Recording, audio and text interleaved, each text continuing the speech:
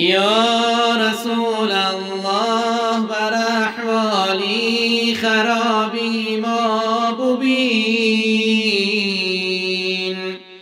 رو به خاک افتاده‌ام از شرم عصیان بر زمین. یا رسول الله بر احوالی خرابی ما ببین،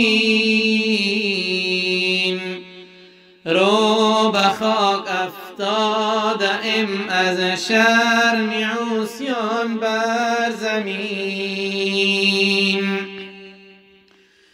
مذنب چون من نباشد در تمامی امتت،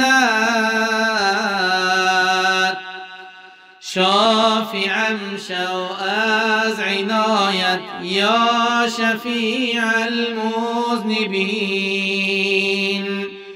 یا به وصلی خود رسانم یا به کویت جان دهم، زین دو امیدم نگردان یا چنان کن یا چنین.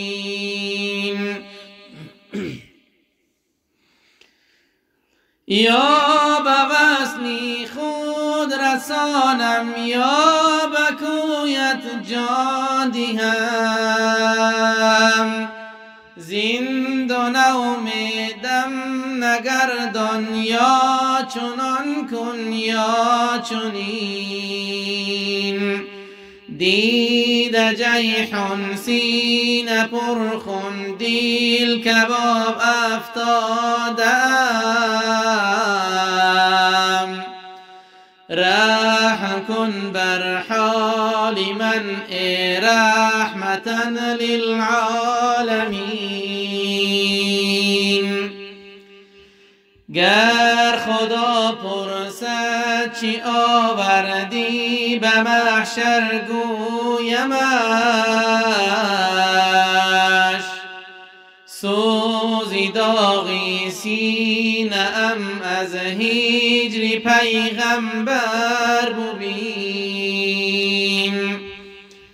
تا به دنیا بودم از هجرش نیاسودم دمی،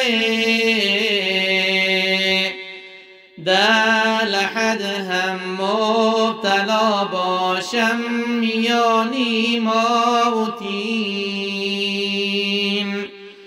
آه منی شرمنده از جان میروم دستم بگیر، چون کی دارم دشمن چون نفس شیطان در کمین. آه منی شرمنده از جان میروم دستم بگیر،